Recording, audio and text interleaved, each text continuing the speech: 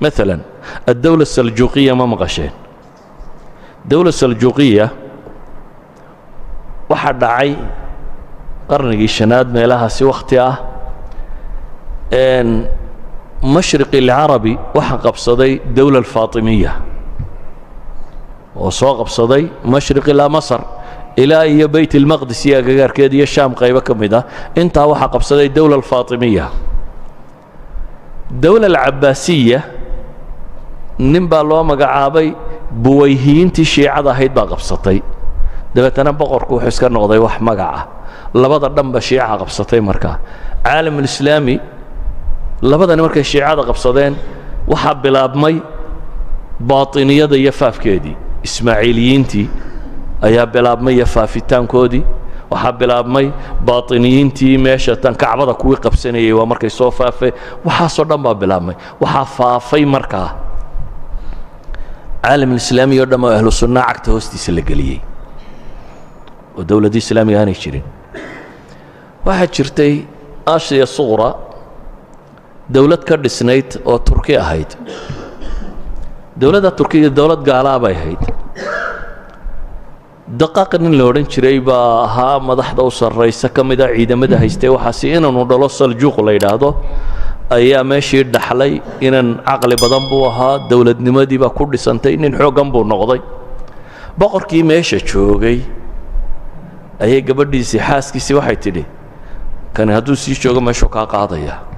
war ninkan ka takhallus madaxdu had iyo goor nin ka fariidsan ma jecla ninka madaxweynahay wasiiradiisu waa inay ka caqli hooseeyaan dee dad mid kaa fariidsan keento uu ku hadhaynaya marka inta badan madaxdu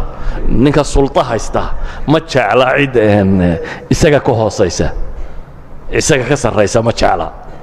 dee cid aad wadi karta waa inaad ka haysataa ilaan nima aad wadi karin haddaad ka haysato adaa jabaye way u cabsatay in uu ninkani ka qaado meesha markaa waxa la yidhi ninkan ka takhallus ninkii waxa la damcay in laga takhalluso saljuuq ibnu daqaaq wuxuu ogaaday in la dilayo dabeetana qabiilkiisii raggii ugu roonroonaa iyo ciidamo wuxuu la baxsan karayay rag 400 oo nin iyo waxgaadhaya buu goostay u baxsaday wuxuu u tallaabay dhulkii muslimiinta halkaasuu iska degay muslimiintaa soo dhawaysay ninkii diintii baa loo sheegay wuu islaamay gruubkiisii la socday waa islaameen meel yar buu samaystay dowladdiisii baa sii xoog badatay way soo socotay waxay soo gaadhay inanku awowga u ahaa yacni daqra albik ninkii la odhan jiray daqra albik waa ibnu daawuud ibnu mikaa'il ibnu saljuuq weeyaan daqra albikaasi ayaa xoogaystay khuraasaan iyo intaasoo dhan buu isku qabsaday dowlad yaroo xooggan buu noqday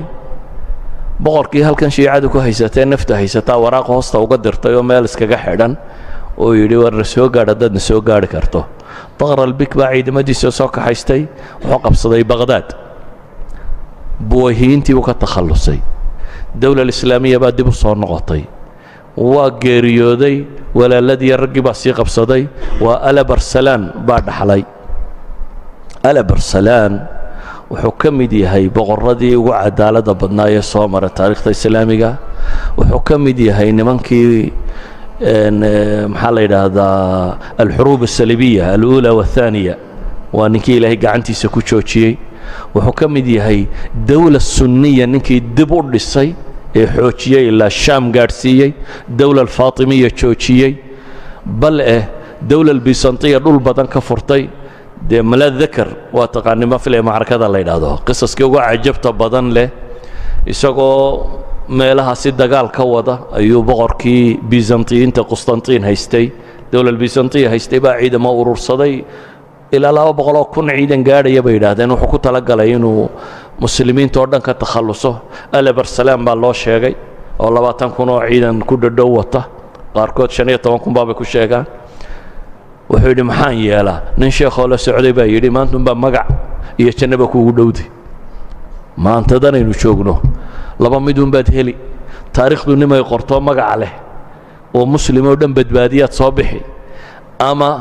jannadaad hore ka geli ma meel la shakiyaabaad joogtaa ciidamadiisii oo dhan buu isugu yeedhay oo yidhi dhegaysta maanta laga bilaabo boqor mayhi sidii boqorna wuxuu amri maayo gaala wayse soo urursatay waxaan go'aansaday inaan dagaal galo idinna way iga fasaxantiin wixii ila dagaalgalayoona way ila dagaalgali kartaan wixii iska tegayoona waad fasaxantay waxay idhahdeen boqor mar haddii islaam la difaaciyo aad ilaahay dartii u dagaalamayso waa kula dagaalgalaynaa 20 kun baa la dagaal galay muqadamadii ciidanka la isla uu jabiyey dabeetana hudnu u diray war iska heshiina buu ku yidhi gaalkii dee ciidan muu haystaa ciidanka badan wuxuu yidhi heshiiskaad sheegaysa waxba kama jiraan nin baa la kaa dhigay wax iska dhici wuu diiday hudnadiina waa la isgalay intay jabiyeen bay boqorka laftiisii soo qabteen boqorkii Qustantiin baa la soo qabtay dabeetana la keenay maxaad filaysaa buu yidhi inaan kuu sameeyo saddex baa suurtagal buu yidhi waxaan kaa yeeli lahaa inaad iga yeesho oo inaad si xun ii dishid ama inaad itashiriso ay xumaysid ama caynkaa u karameeyo waxba kugu samayn maayo buu yidhi isfuro maxaan isku furtaa 1 milyan oo diinaar bixi baa la yidhi 1000 diinaar wuu aqbalay 1000 diinaar buu bixiyey dabeetana uu sii daayey intii halkan lagu hayay gaaladii surursato waxay dhahan boqorkiina mid kale calama saareen gaaladii intii hadhay iyaga isku jabtay oo laba boqor bay yeesheen dabeetana mushkilad kala qabsay maxaan uga dan leeyahay waxaan uga dan leeyahay taariikhdii ala barsalaan waynu haynaa taariikhdii taqra albik waynu haynaa taariikhdii ahlu sunna ay soo celiyeen soo dawladda ma taqaanin ay tahay dawladdii ahlu sunna macaahidii la odhan jiray almacaahid الnidaamiya ma maqasheen taariikhda ahlu sunna nimankii soo celiyey macaahid الnidaamiya waa ala barsalaan inankiisii ala barsalaan ninkii u ahaan jiray ra'iisul wasaaraha inankiisii malak shahna u ahaa ayaa dhisay nidaamudiin la odhan jiray waa waqtiga ay culammadii islaamiga dib ahlu sunna inta meel lagu ururiyey faqiihii shaaficiga shiraazi ayaa madax looga dhigay ninkan muhadabka leh